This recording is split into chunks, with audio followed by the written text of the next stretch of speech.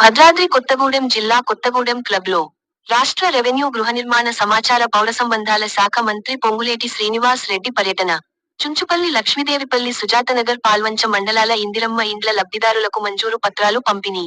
మంత్రి పొంగులేటి మాట్లాడుతూ, ఇందిరమ్మ ఇండ్ల ఆరంభం ప్రతి ఒక్క పేద అర్హులకు దశల వారీగా ఇండ్ల మంజూరు చేస్తామని, గత 10 ఏళ్లలో మాటలకు బొమ్మలతో డబుల్ బెడ్రూమ్ల పేరుతో కాలయాపన చేసి ఓట్లు దండుకున్నారని, మొదటి విడతలో ప్రతి నియోజకవర్గానికి 3500 మరల ప్రతి నియోజకవర్గానికి 1500 ఇందిరమ్మ ఇండ్లు మంజూరు చేస్తున్నాం కలెక్టర్లకు ఆదేశాలు జారీ చేశామని, ఇందిరమ్మ ఇండ్ల నిధులు నేరుగా లబ్ధిదారుల ఖాతాల్లోకి లంచం అడిగితే కేసులు పెట్టాలని ప్రజలకు తెలిపారు.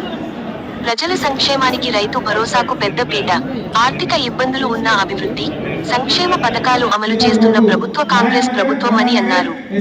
అనంతరం ఇల్లు మంజూరు పత్రాలను లబ్ధిదారులకు అందజేశారు.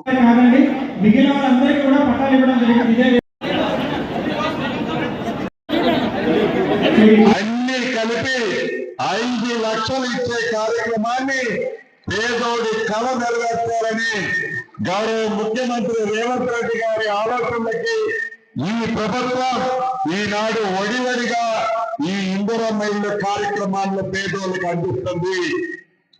తక్కువలో తక్కువ 400 చదరపు అడుగులు కట్టుకోవాలి, ఎక్కువలో ఎక్కువ 600 చదరపు అడుగులు లోపే కట్టాలి.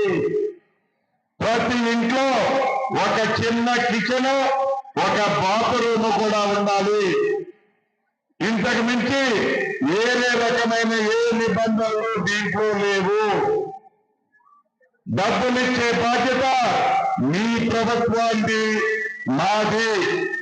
కాబట్టి దయచేసి ఎవరైనా సొల్లు కబర్లు చెప్తే, మాయ కబర్లు చెప్తే, మాయ మాటలు చెప్తే మీరెవరూ నమ్మనవసరం లేదు.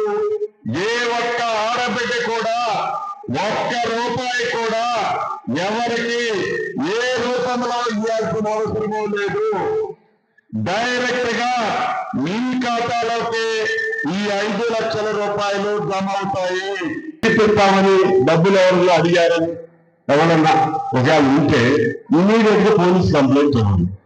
ఎవరు మిమ్మల్ని డబ్బులు అడిగినా నాకు తెలిసి అటువంటి ఏం జరిగినట్టు లేదు.